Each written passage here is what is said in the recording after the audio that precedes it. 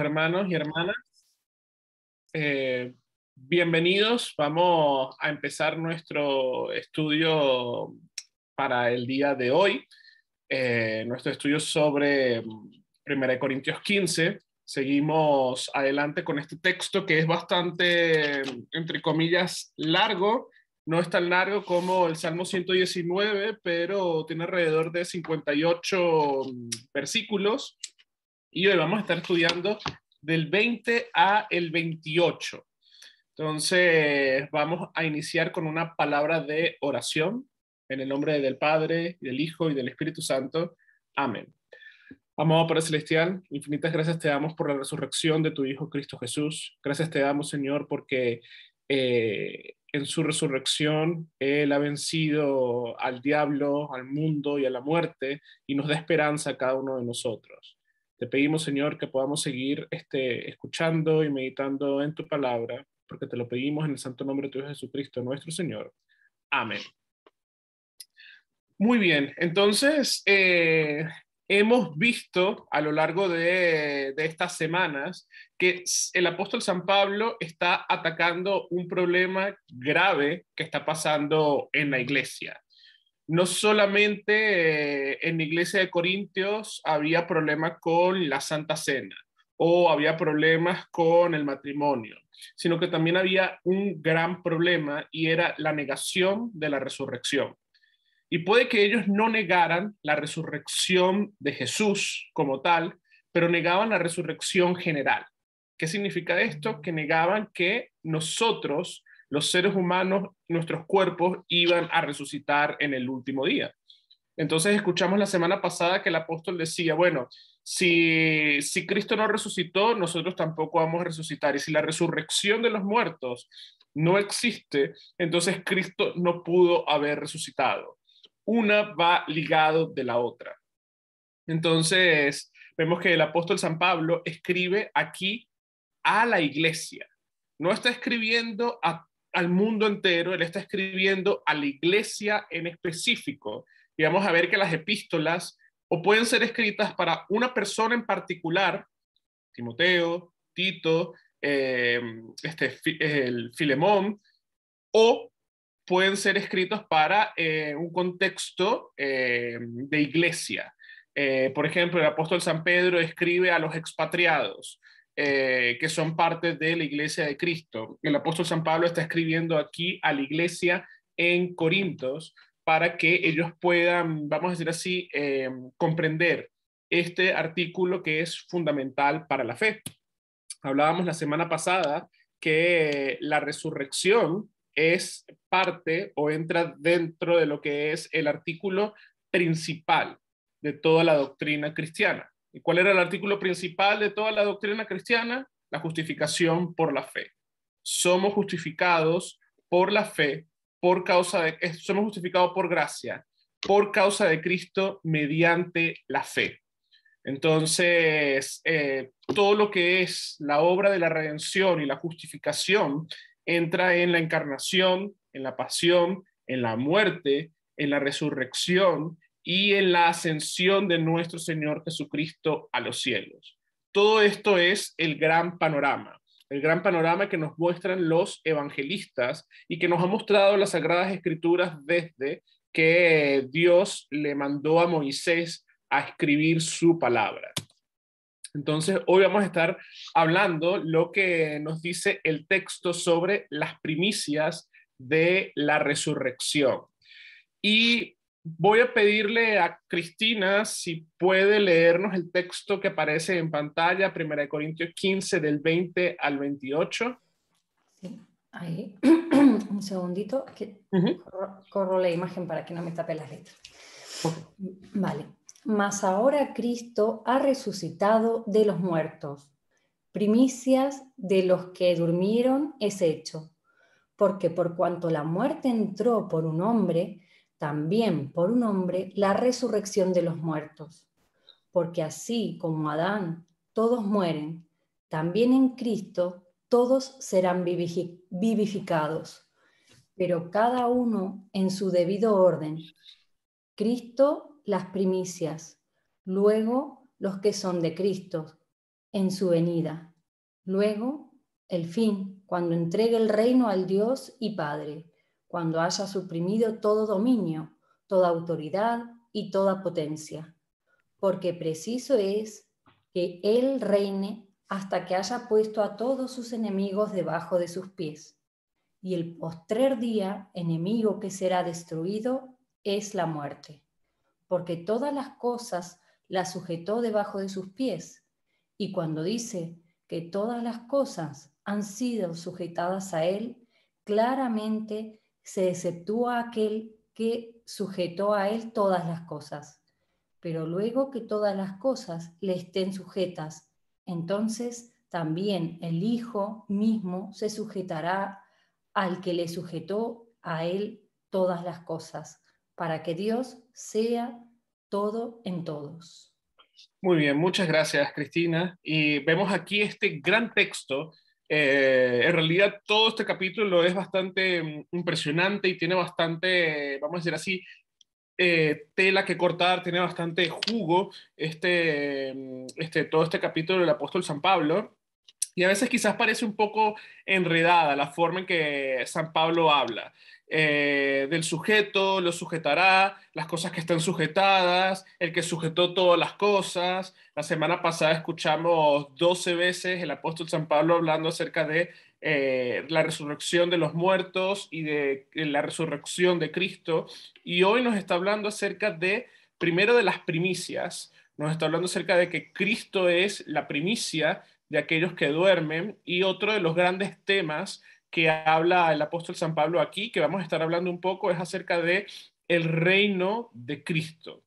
Y me gusta, y ya lo vamos a ver dentro de un rato, cómo Lutero va a hacer una gran distinción entre el reino de Cristo y el reino de Dios, que son lo mismo, pero vamos a ver la única diferencia entre el reino de Cristo y el reino de Dios es la forma en la cual ahorita Él gobierna, y es mediado, es a través de los medios de gracia, porque como todavía seguimos siendo, todavía estamos en esta carne pecadora, no podemos ver a Dios en su totalidad, en su gloria.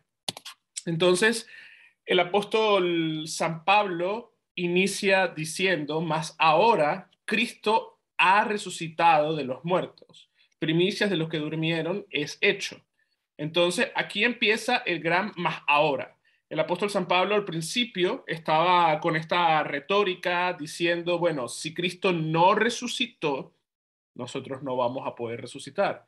Si Cristo no resucitó y nosotros no resucitamos, vana es nuestra predicación y vana es nuestra fe. Si Cristo no resucitó, somos las personas más dignas de conmiseración de todos los hombres. Pero ahora el apóstol San Pablo va a cambiar su discurso y va a decir, mas Cristo sí resucitó y es la primicia entre los que durmieron. Entonces la resurrección es un hecho.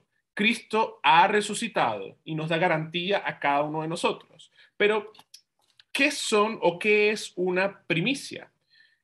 Quizás cuando uno piensa en primicia, una noticia que se hace público por primera vez. Tengo la primicia de tal o cual noticia. Vamos a decir así, los noticieros se pelean por decir cuál es la primicia del día de hoy. Pero vemos también que las primicias son los primeros frutos de algo. Entonces, son las primeras cosas. Y vemos que Dios estableció también 3 fiestas anuales importantes. Hay 7 fiestas solemnes. Y dentro de estas 7 fiestas solemnes hay 3 fiestas anuales en cuanto a las primicias. La primera fiesta de estas fiestas anuales es la fiesta de los panes sin levadura. Entonces, luego tenemos la fiesta de la siega y luego la fiesta de la cosecha. Dios le va a decir a Moisés y le va a decir 3 veces al año me celebrarás fiestas. Las fiestas de los panes sin levadura guardarás, 7 días comerás los panes sin levaduras, como yo te mandé en tiempo del mes de Abib, porque de él saliste de Egipto, y ninguno se presentará delante de mí con las manos vacías. También la fiesta de la siega, los primeros frutos de tus labores que hubieses sembrado en el campo, y luego la fiesta de la cosecha, a la salida del año, cuando hayas recogido los frutos de tus labores del campo. Entonces, uno quizás pudiera decir, pero es que los israelitas se la pasaban en fiesta y a Dios le encantaba esto. Y ciertamente, a Dios le encanta las celebraciones. Y por eso es que domingo a domingo nosotros celebramos la Pascua de nuestro Señor Jesucristo. Es por eso que día a día, cuando nosotros nos reunimos alrededor de la palabra, en un devocional diario, en nuestra familia, estamos celebrando el día del Señor. Dios quiere que nosotros lo celebremos. Dios quiere que nosotros entreguemos nuestras primicias. Por eso es que también en parte llevamos a nuestros hijos a las aguas del bautismo a muy temprana edad, a escasos días de haber nacido. No solamente porque es una primicia, no solamente porque es el fruto de lo que Dios nos ha dado, sino también para que sea sellado como un hijo redimido y reciba las promesas del bautismo. Entonces vemos que las fiestas de las primicias era la fiesta del Pentecostés. Todos estamos claros acerca de la fiesta del Pentecostés que vamos a celebrar pronto. Y por ejemplo, el pastor Sergio Fritzler va a decir que hay dos formas para tomar la fiesta de las primicias o la fiesta del Pentecostés. La primera es como una fiesta independiente a la temporada de Pascua. Y la otra es incluir el Pentecostés dentro de la temporada de la Pascua. Hacer una fiesta independiente es celebrar no solamente la siega, no solamente celebrar la cosecha, no solamente celebrar la alianza del Sinaí cuando Dios da su ley escrita en piedra, sino también es esto de la efusión del nuevo espíritu. El Pentecostés celebra el don escatológico del Espíritu Santo. ¿Qué significa esto? En el Pentecostés, Dios cumple la promesa que vamos a escuchar, por ejemplo, el domingo que viene, cuando Jesús dice, es necesario que yo me vaya. Es la continuación del texto que leímos el domingo, cuando Jesús dice, por un poco y me verán, y por un poco no me verán, y luego un poco más y me verán. Y los discípulos estaban tristes. Entonces Jesús les va a decir, va a continuar diciendo, es necesario que yo me vaya, porque cuando yo me vaya, mi padre y yo vamos a enviar al Consolador. Y este Consolador los va a iluminar y les va a mostrar juicio y la redención de Dios mismo. Entonces, Dios envía su Espíritu Santo el día del Pentecostés, el día de la siega, el día de la alianza, pero también, por ejemplo, si nosotros lo integramos a la Pascua, es parte de ver a Cristo como la primicia de los que han dormido y es una relación estrecha con la resurrección de nuestro Señor Jesucristo. Hacerlo independiente o hacerla parte de la fiesta de la Pascua, vamos a decir así, no es que una esté equivocada y la otra sea correcta, sino que tienen significados diferentes y a mí me encanta, por ejemplo, hablar del Pentecostés dentro de lo que es la temporada de la Pascua. Y mucha gente va a decir que, bueno, que la ascensión de Jesús o la celebración de la ascensión de Jesús corta la celebración de la resurrección ligada a esto de las primicias o Cristo como la primicia de aquellos que duermen. Pero no es así. Todo forma, nuevamente, como les he dicho, parte de un todo.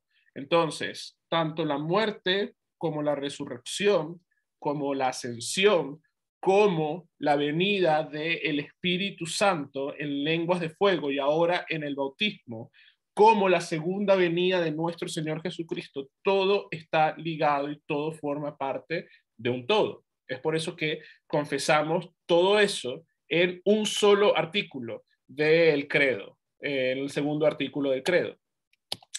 Y Arthur Jost, por ejemplo, en su libro de El cielo en la tierra, va a hablar acerca de las primicias y va a decir o la celebración de las primicias son los magníficos 50 días.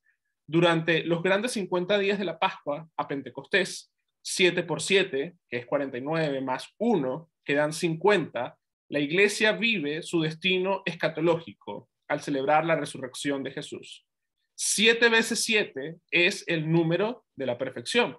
Y un día adicional, vamos a decir así, el día del Señor, el octavo día, es la señal de la eternidad. La celebración de la ascensión de Jesús a los cielos interrumpía esta fiesta pascual de 50 días, pero esto solo realzaba en realidad el significado de la resurrección de Cristo. Entonces nosotros como iglesia, durante este tiempo nos alegramos en nuestro Señor, y en el día de la ascensión nosotros seguimos alegrándonos en la resurrección de nuestro Señor Jesucristo, pero también tenemos la confianza y esperamos en nuestro Señor Jesucristo y confiamos en esas palabras que dijo el ángel a los discípulos diciéndoles: así como ustedes lo han visto irse, así igualmente ustedes lo verán volver. Y es por eso que desde la ascensión hasta el día de hoy, la oración de la iglesia siempre ha sido: Maranata, ven Señor Jesús, ven pronto, realzando la espera, la segunda venida, el adviento de la iglesia. Entonces vemos cómo todas vamos a decir así, las celebraciones litúrgicas, todo el calendario litúrgico está relacionado a lo que es la vida de nuestro Señor Jesucristo y la espera de la iglesia. Lutero va a decir que los cristianos tienen consuelo y tienen que tener un consuelo más fuerte que el oro y la plata, los cantos, las danzas y todo lo que el mundo posee. Y es por eso que nosotros tenemos la esperanza en que que Cristo ha resucitado, como dice el apóstol San Pablo, como dicen las escrituras, bueno, nosotros también vamos a resucitar. Ese es nuestro consuelo. Por eso, solo el cristiano encuentra alegría y consuelo en la promesa de la vida futura. Escuchar este artículo que le informa de que Cristo ha resucitado de entre los muertos, que también nos despertará y nos transportará de la muerte y de toda desgracia a la alegría eterna, es importante para cada uno de nosotros. Entonces, es por eso que, por ejemplo, no solamente podemos hablar de la pasión y de la muerte de Jesús. Es necesario, es importante, pero también, por ejemplo, en el Viernes Santo, con esa alegría contenida, sabiendo que Jesús va a resucitar de entre los muertos, también nosotros hablamos un poco y se toca un poco la resurrección de Jesús. Se toca un poco cuando, por ejemplo, se habla de hoy estarás conmigo en el paraíso, de que cada uno de nosotros, por causa de lo que Cristo ha hecho, tenemos consuelo de que no solamente nuestro espíritu va a estar en el paraíso, sino que en el día de la venida del Señor, nuestro cuerpo y nuestra alma van a estar en el paraíso eterno. Entonces, sigue el apóstol San Pablo con este argumento de la resurrección de Jesús, diciendo, y aquí es impresionante lo que va a hablar el apóstol San Pablo, y lo va a repetir, por ejemplo, también en la epístola a los Romanos: por cuanto la muerte entró por un hombre, también por un hombre la resurrección de los muertos. Porque así como en Adán todos mueren, también en Cristo todos serán vivificados. Entonces fíjense que aquí nos habla acerca de absolutos y nos habla acerca de también de todos. Entonces, en Adán todos, no el cristiano, toda la humanidad muere. En Cristo toda la humanidad será vivificada, pero vamos a ver la diferencia de la vivificación entre el cristiano y el no creyente. No es que todo el mundo va a ir al cielo, no, hay un castigo eterno. Pero fíjense, Adán, el texto nos dice que por medio de Adán entró la muerte. por la muerte de Cristo y su resurrección ha entrado la vida a cada uno de nosotros. Entonces, para entender esto, necesitamos entender el concepto de lo que significa la imagen de Dios. Como seres humanos, fuimos creados a imagen de Dios, pero luego de la caída, nosotros heredamos el pecado de Adán.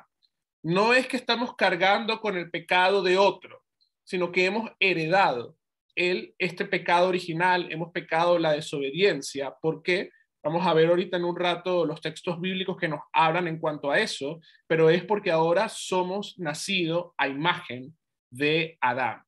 Y necesitamos entender, por ejemplo, la doctrina de el pecado original.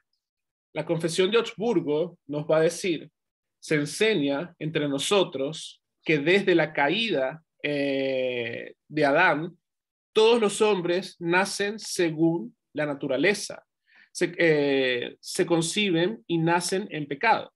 Esto es, todos desde el seno de la madre están llenos de malos deseos e inclinaciones y por naturaleza no pueden tener verdadero temor a Dios ni verdadera fe en él. Además, esta enfermedad innata y pecado hereditario es verdaderamente pecado y condena bajo la ira eterna de Dios a todos aquellos que no nacen de nuevo por el bautismo y el Espíritu Santo. Entonces, esta es una doctrina extraída de las Sagradas Escrituras, que todos los hombres, según después de la caída en pecado, nacemos y somos concebidos en pecado. Y esto es una enfermedad innata y un pecado hereditario. Y es por eso que necesitamos el santo bautismo. Entonces, si no queremos escuchar a la confesión de Augsburgo, que debemos hacerlo, porque nuevamente son nuestras confesiones y están extraídas de la palabra de Dios, la palabra de Dios también nos dice, por ejemplo, en Génesis 1, la creación del hombre, Dios dice, hagamos al hombre a nuestra imagen, conforme a nuestra semejanza. Y va a tener, al tener la imagen y ser creado a imagen y semejanza de Dios, iba a tener toda autoridad sobre la creación. Y creó Dios al hombre a su imagen de Dios los creó, varón y hembra los creó. ¿Y qué significa haber sido creados a imagen de Dios? Que fuimos creados en justicia y en santidad. Podíamos ver a Dios cara a cara y no morir. Pero, bueno, luego quedó todo oscuro gracias a la entrada en pecado. Génesis 5 nos va a decir, el día en que creó Dios al hombre, a semejanza de Dios lo hizo. Fíjense, aquí nos está diciendo, el hombre fue creado a imagen y semejanza de Dios. Varón y hembra los creó y los bendijo y los llamó por su nombre, a ellos, Adán, en el día en que fueron creados. Y vivió Adán 130 años.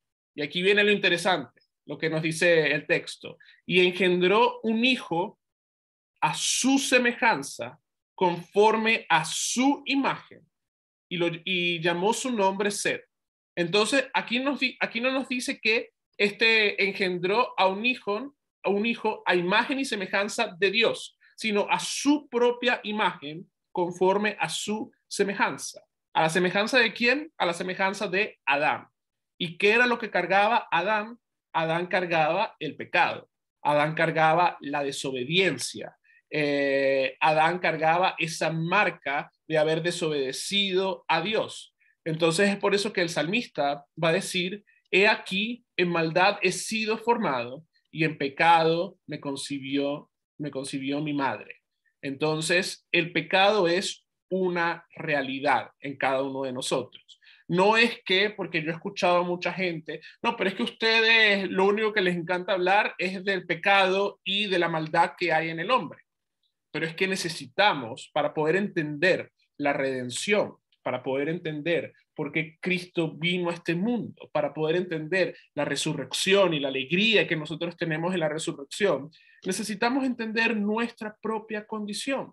Necesitamos entender que somos pecadores, que hemos caído en pecado y que necesitamos nacer del agua y del espíritu. Fíjense esta hermosa conversación de Jesús con Nicodemo en Juan 3. Jesús le va a decir, lo que es nacido de carne, nacido es en la carne. O sea, necesitamos nacer del agua y del espíritu. Y Nicodemo, en su corto pensamiento, pero ¿cómo puedo hacer yo eso? ¿Acaso me voy a meter dentro del vientre de mi madre para nacer nuevamente? No, no, no. Aquí Jesús le está hablando acerca de el bautismo y el bautismo para el perdón de nuestros pecados. Es por eso que, por ejemplo, nosotros en la liturgia o en parte de la liturgia, cuando vamos a entrar a la liturgia de la Santa Cena o cuando nos vamos a acercar al sacramento del altar, parte de lo que dice la liturgia es que en Cristo tú nos has hecho dignos de estar delante de tu presencia. Si no fuese por la redención de Cristo por cada uno de nosotros, ni siquiera podíamos estar delante de la presencia de Dios en el culto divino. ¿Por qué? Porque la iglesia es tierra santa, pero por causa de lo que Cristo ha hecho por cada uno de nosotros, podemos acercarnos a Dios, podemos escuchar las palabras de perdón, podemos escuchar la santa absolución, podemos confesar nuestros pecados y recibir de ahí el perdón y acercarnos al altar para recibir el cuerpo y la sangre de Jesús. Entonces, Lutero va a decir, aquí San Pablo sigue hablando a los cristianos. A estos es los que San Pablo quiere instruir y consolar con este artículo. Pero hay otros que no encuentran consuelo ni alegría en este artículo. Y esto era lo que les decía. Aquí nos están hablando, San Pablo habla en absolutos y habla en todos, dice todos. Entonces, todos vamos a resucitar. Eso es un hecho. Todos los hombres, sean creyentes, sean no creyentes, vamos a resucitar. Pero aquí está la cuestión. Unos vamos a resucitar para la vida eterna, para estar delante de la presencia de nuestro Dios y glorificarlo y alabarlo por siempre y para siempre. Y otros con cuerpos resucitados. Y estos cuerpos resucitados son cuerpos que jamás van a morir, son cuerpos que van a permanecer para toda la eternidad. Los que no creyeron en Cristo Jesús van a ir al castigo eterno. Y esto significa que van a sufrir por la eternidad en cuerpos que no pueden morir, en cuerpos que no pueden perecer, en cuerpos que no pueden podrirse, en cuerpos que no pueden, vamos a decir así, quemarse o consumirse por completo. Estas personas van a perecer, van a sufrir por toda la eternidad. Es por eso que nosotros como cristianos confiamos y nos aferramos y creemos en las promesas de salvación, y este artículo nos trae consuelo a cada uno de nosotros. Pero es necesario también oír lo que va a pasar a aquellos que no confían en el Señor, porque nosotros también podemos caer de nuestra fe, nosotros también podemos rechazar nuestra fe. Nosotros también hoy podemos decir, sí, yo creo en el Señor, y mañana Satanás nos puede embaucar, mañana Satanás nos puede engañar y podemos negar nuestra fe. Entonces, todas estas cosas están en las Escrituras como advertencia para que permanezcamos firmes en la fe. Es por eso que necesitamos domingo a domingo nutrirnos con la palabra de Dios, con la cena del Señor. Es por eso que día a día necesitamos recurrir a las aguas de nuestro bautismo, necesitamos escuchar la palabra de Dios, necesitamos estos espacios para aprender más y más de nuestro Señor. ¿Para qué? Para que nuestra fe sea fortalecida, para que nuestra fe se mantenga. Y Lutero va a seguir diciendo y va a decir que esto para nosotros, o sea, hablar acerca de la resurrección, de la bendita resurrección, es pura alegría para el cristiano, porque oímos que nuestro mayor tesoro, que es Cristo, está en los cielos y Él va a venir nuevamente para llevarnos junto con Él. Y cuando Él nos lleve, cuando Él nos despierte del sueño en el cual nosotros nos encontramos, ya no habrá más pena ni sufrimiento, ni el mundo ni los demonios nos atormentarán ni nos entristecerán más. Entonces, esto es como el cuadro que nos pinta el Apocalipsis, que ya no va a haber más sol, porque Cristo es el sol que alumbra y es la luz que alumbra a todos. No va a haber llanto, no va a haber sed, no va a haber tristeza, no va a haber dolor, porque Jesús es nuestro Rey. Y hay un canto también que nosotros como cristianos entonamos, eh, hablando acerca de la felicidad. No habrá más llanto, ni dolor, ni tristeza, ni aflicción, porque entonces Jesús, el Rey del cielo, para siempre será nuestro consolador. Estaba tratando de hilar toda la frase para no equivocarme cantándola, pero bueno, la parafraseé un poco. Me imagino que ustedes saben de cuál canción estoy hablando. Quizás también está en inglés, no lo sé, pero es una canción muy bonita que nos habla acerca de el consuelo que nosotros tenemos en no solamente en la segunda venida de nuestro Señor Jesucristo, sino en el consuelo que tenemos en la resurrección. Entonces, hablar de resurrección es hablar acerca de la vida. Hablar acerca de la vida que tenemos en Cristo es hablar acerca del perdón. Y hablar acerca del perdón de los pecados es hablar acerca de la salvación que ya nosotros tenemos. Entonces vemos que Lutero, él va a hacer va a ligar todas estas cosas. Y aquí les pregunto para que me contesten, porque sé que todos lo saben, y a mí me encanta preguntar esto, y es una pregunta del catecismo. Donde hay perdón de pecados, ¿qué otras cosas hay, aparte del perdón de los pecados? Hay Vida y salvación. vida y salvación, exactamente. Una de las frases, vamos a decir, mi frase favorita y una de las frases más impactantes del catecismo, donde hay perdón de pecados, hay vida y salvación.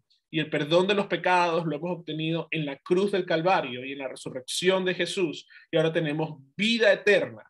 Por eso que Jesús ha hecho, y al tener vida eterna, tenemos salvación.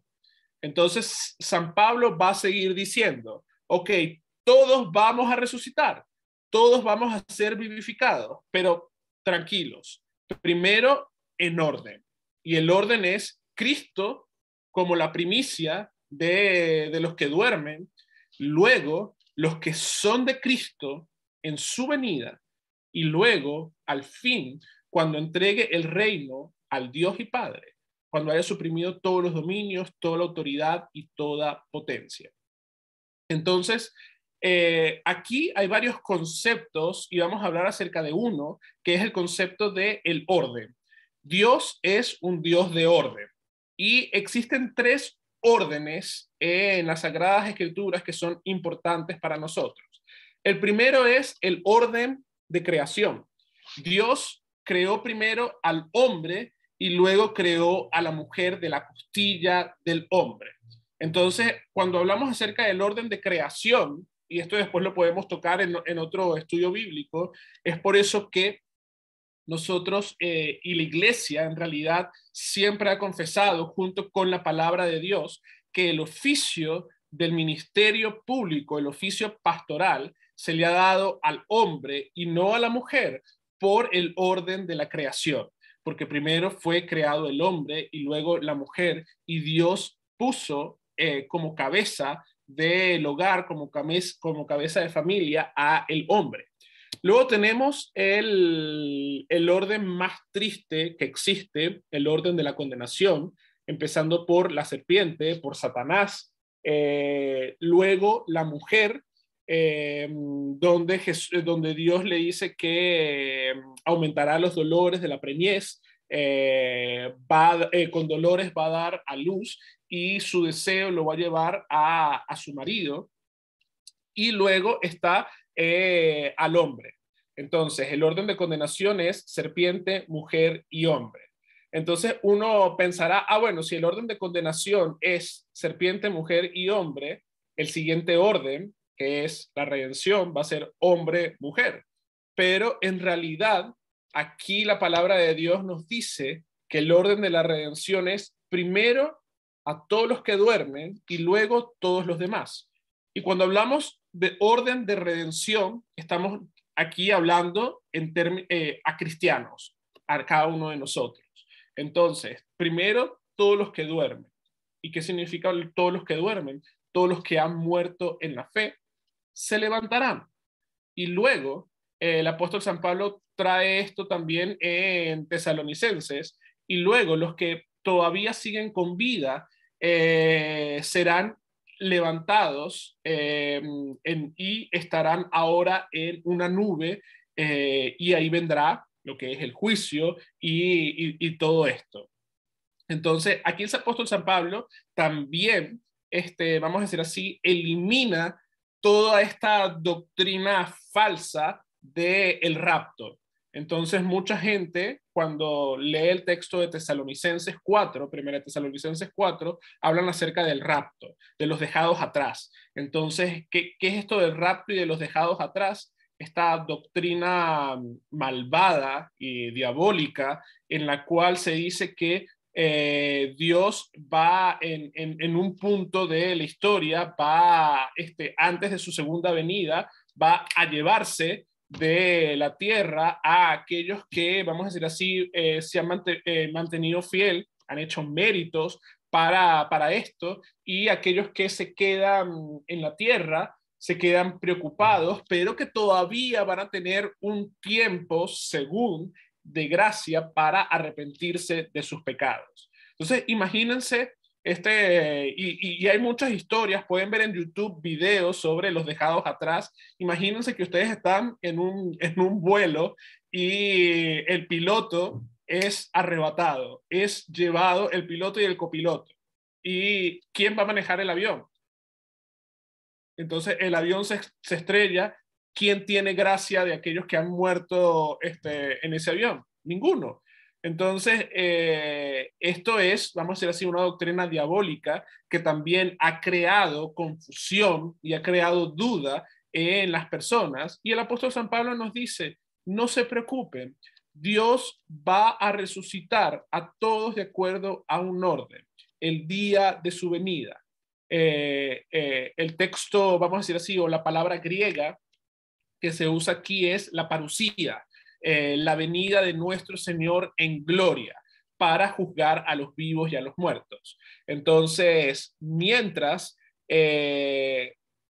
Jesús no venga todavía, él sigue gobernando a su iglesia, él sigue sentado y gobernando el reino de los cielos.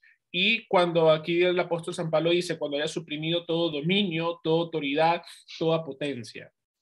Aquí nos habla acerca de los enemigos de cada uno de nosotros. Entonces, hablar de la resurrección también es hablar acerca del fin de los tiempos. Es hablar acerca de lo que viene junto con Cristo. Y fíjense que nosotros confesamos diariamente y también confesamos domingo a domingo la espera de la venida de nuestro Señor. Confesamos el fin de los tiempos. Y domingo a domingo celebramos también el fin de los tiempos en la iglesia. Lutero va a decir nuevamente que aquí el apóstol San Pablo no está discutiendo sobre aquellos que, o la presunción de aquellos que se han levantado también de entre los muertos y ahora están en el cielo. Fíjense que aquí el apóstol nos habla acerca de orden, del orden en el cual vamos a ser levantados. Pero hay mucha gente que alega diciendo que hay personas, criaturas, creación de Dios en la carne que están en el cielo, como por ejemplo Elías, como por ejemplo Moisés, como por ejemplo Enoc. Hay otras personas que hablan y dicen acerca de la asunción de la Virgen María a los cielos. Y aquí el apóstol San Pablo no está hablando acerca de estos personajes, sino está hablando acerca de Cristo como la primicia de los que duermen, que ahora Él está en los cielos. Entonces, para nosotros es importante reconocer que Cristo resucitó y que Cristo está a la diestra del Padre y que Cristo nos va a conducir de este valle de lágrima y de sombra de muerte para que podamos morar junto con Él en el cielo. Entonces, este texto no nos habla acerca de una resurrección privada, nos habla acerca de la resurrección general de entre los muertos. Entonces, por ejemplo, para mí no es importante hablar acerca del dogma de la asunción de María a los cielos. No tengo ningún tipo de problema de que, porque como la Biblia nos dice que María es la mujer más bendita entre todas las mujeres y bendito el fruto de su vientre, que Dios la haya llevado, la haya apartado y haya llevado su cuerpo al cielo. No tengo ningún problema en cuanto a eso, pero como no nos lo dice las Sagradas Escrituras y como no es un artículo de fe para mi salvación, entonces no pierdo mi tiempo, vamos a decir así, hablando horas y horas o leyendo en cuanto a este dogma de la asunción y de la coronación de María.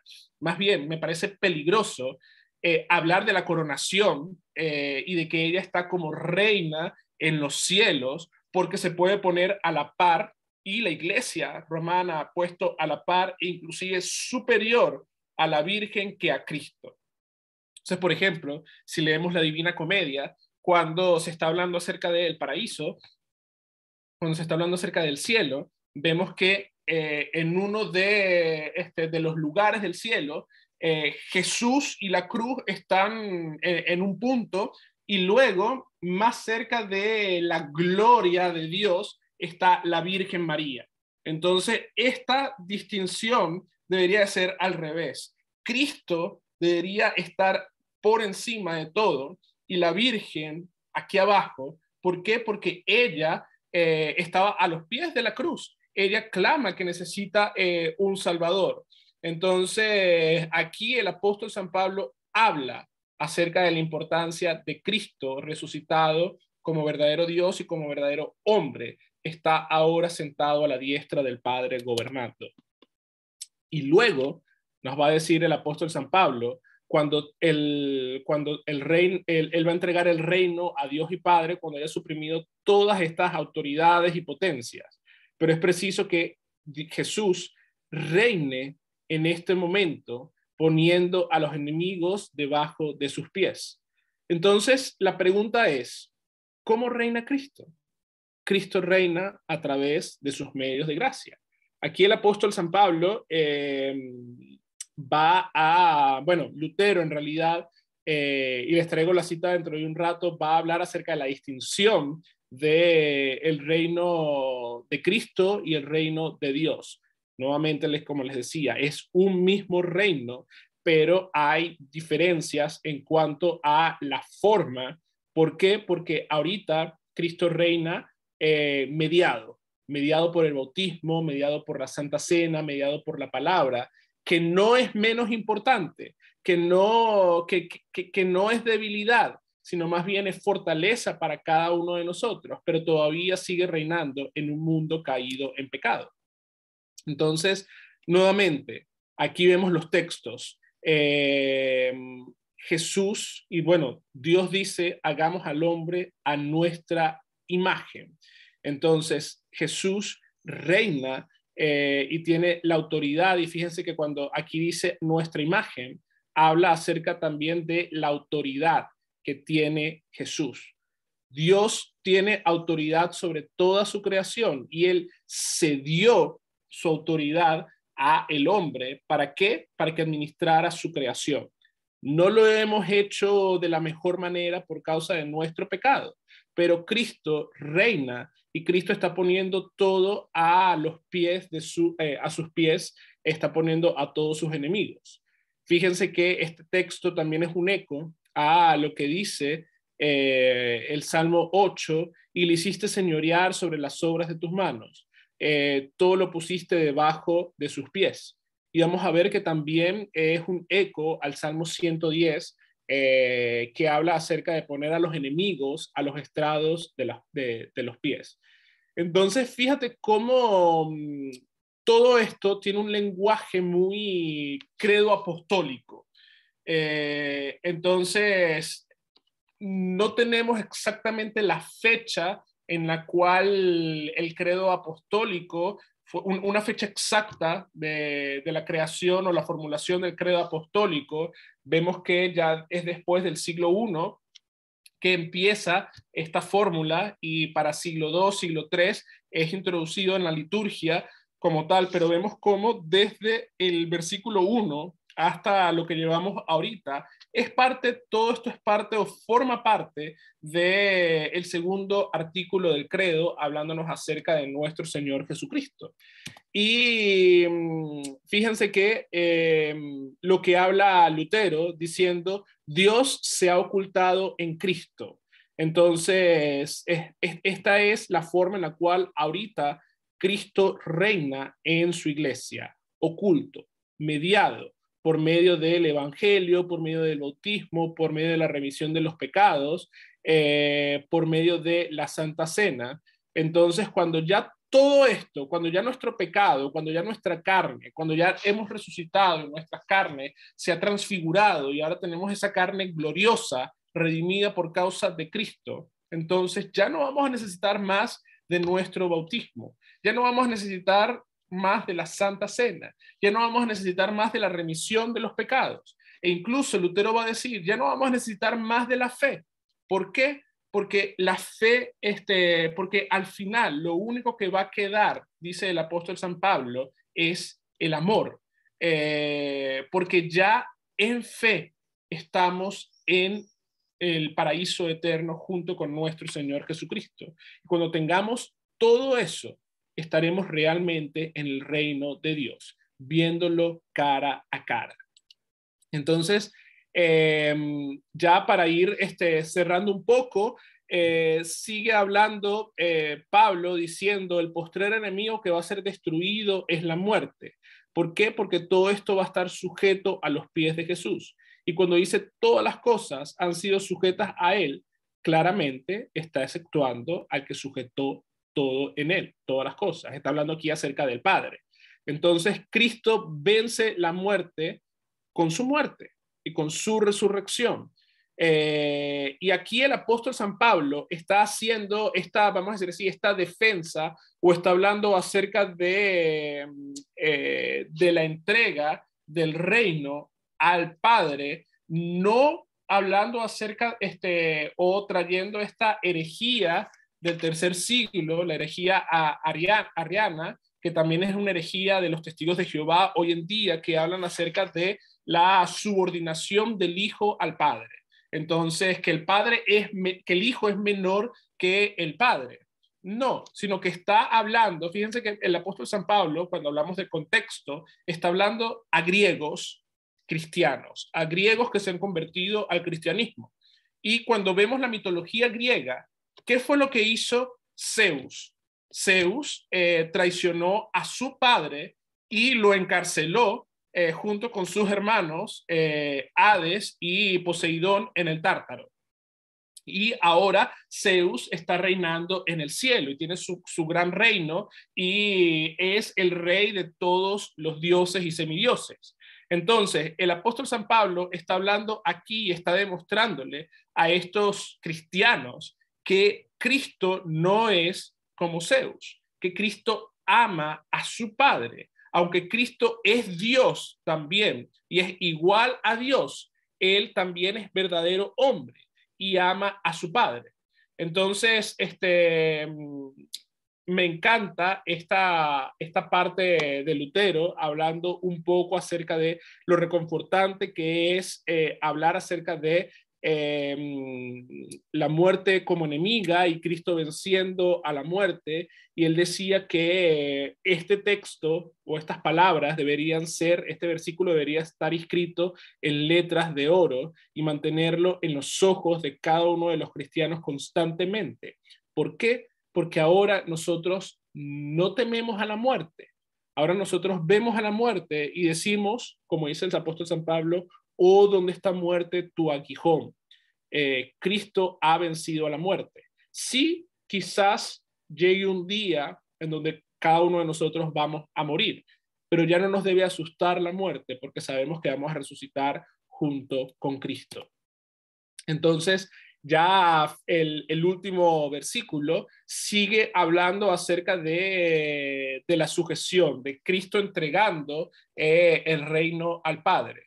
Y para poder entender esto, para no caer en la herejía que les estaba comentando, la herejía testigo de Jehová, el credo atanasiano es clave para nosotros y las Sagradas Escrituras también. En el credo atanasiano se nos dice y confesamos, prontamente dentro de algunas semanas, vamos a celebrar el Domingo de Santísima Trinidad y vamos a confesar este hermoso credo. Confesamos, igual que el Padre según su divinidad. Yo y el Padre somos uno, va a decir Cristo. Pero el credo también, confesamos, menor que el Padre, según la humanidad. Pero el día y la hora nadie la sabe, ni aun los ángeles de los cielos, sino solo mi Padre, que sabe el día de la segunda venida de nuestro Señor. Entonces, Jesús es igual al Padre según la divinidad, pero menor que el Padre según la humanidad. Y recordemos que la humanidad y la divinidad de Jesús están unidas para siempre, para la eternidad. Y esto es consuelo para cada uno de nosotros. Entonces, Lutero va a reconciliar este texto con la verdad bíblica, diciéndonos, por ejemplo, que ahorita el reino de Cristo, que Cristo reina a través de los medios de gracia, es como una nube que eh, está en el cielo y, por ejemplo, deja pasar los rayos del sol, pero no por completo. Entonces, pero cuando esta nube pasa, el sol y la luz se hacen una sola, y ahora sentimos ese calor, vemos esa luz y podemos palpar todo esto. Así es ahorita. ¿Por qué? Porque vivimos en este mundo lleno de pecado, en este mundo lleno de debilidades, de tentaciones. Entonces Cristo está mediado eh, por el bautismo, por el sacramento, por la fe, y esto lo va a denominar Lutero y el apóstol San Pablo el reino de Cristo, el reino en el cual vivimos por la fe. Pero luego, cuando venga la segunda venida, cuando todo esto termine, cuando ya estemos en el cielo y cuando la fe termine, y esto suena quizás fuerte, decir, ya la fe no nos va a servir, ya la fe va a terminar, pero es nuevamente porque ya estamos en el cielo, ya tenemos la recompensa que Cristo nos ha dado. Y ya cuando estemos en el cielo, no es que vamos a decir, bueno, quiero ir entonces un rato al infierno o vamos a caer en pecado en el cielo. No, porque vamos a tener cuerpos glorificados y vamos a estar alabando a nuestro Dios. Y ahí se va a llamar el reino de Dios. Y no es que entonces Cristo va a estar ahora junto con nosotros alabando al Padre. No, porque Cristo también es Dios. ¿Y cuál es la imagen que nos pone el Apocalipsis? Cristo en el centro, como el Cordero inmolado, y todos nosotros adorando y alabando y cantando, digno es el Cordero. Santo, santo, santo es el Señor Dios Todopoderoso, el que es, el que era y el que ha de venir. Entonces, esto nos llena a cada uno de nosotros de esperanza y confiar en que Cristo es la primicia de la resurrección, de que Cristo es la primera semilla y de que Cristo todos, vamos a decir así, vamos a resucitar. Esto nos llena de consuelo a cada uno de nosotros. Dentro de 2 semanas vamos a estar hablando de lo que significa ser sembrados, y lo que significa dar frutos de esa siembra. Pero el apóstol ahorita nos da un panorama y nos pinta un panorama acerca de que Cristo es la primicia, Cristo es el primer fruto de todos los que duermen. Entonces, piensen en los textos bíblicos que van a venir estas semanas, los evangelios que van a venir esta semana en el culto, y líguenlos a esto que el apóstol San Pablo nos está hablando acerca de las primicias de la resurrección y de Cristo Jesús.